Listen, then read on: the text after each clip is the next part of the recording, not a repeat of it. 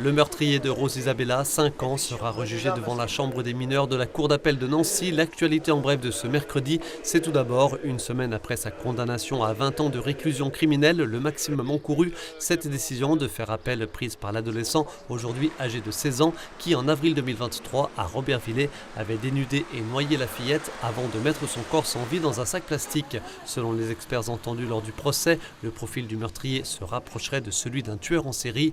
À l'issue des 2 jours d'audience à huis clos à Épinal, ses avocats, qui ne contestaient pas sa culpabilité, s'interrogeaient sur l'altération du discernement écarté par le tribunal.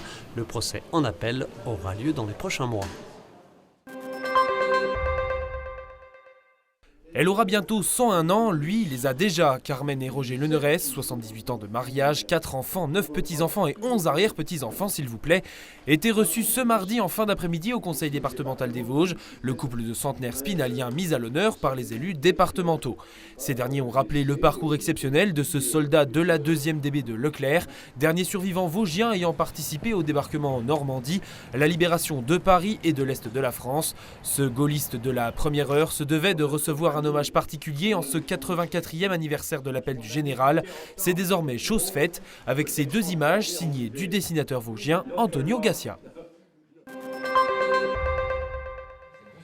La WTA, le circuit international de tennis féminin, a renouvelé son agrément jusqu'en 2027. Le 29e Grand Est Open 88 de Contrexéville se tiendra du 8 au 14 juillet. 32 joueuses inscrites, dont l'américaine Peyton Stearns, 61e mondiale et tête de série, ou celle qui l'avait emportée en 2022, l'italienne Sara Errani, 88e mondiale. Autre rendez-vous à noter, la venue le mercredi 10 juillet d'Henri Lecomte, 19 titres ATP en simple et en double à son palmarès. 130 bénévoles participent à l'organisation de ce tournoi, le seul des circuits porté par une association. Cette édition 2024 sera pour partie retransmise en Italie, en Allemagne, en République tchèque ou encore au Brésil, et à suivre bien sûr sur Vosges Télévisions.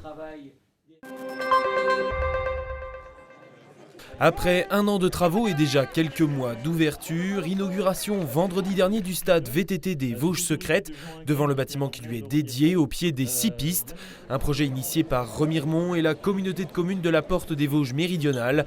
8 km de parcours situé dans le massif forestier de Corroy et reconnu par la Fédération française de cyclisme. Ce stade grand public en accès libre est le premier du Grand Est et doit accueillir diverses animations et compétitions nationales d'enduro, de descente et de cross-country.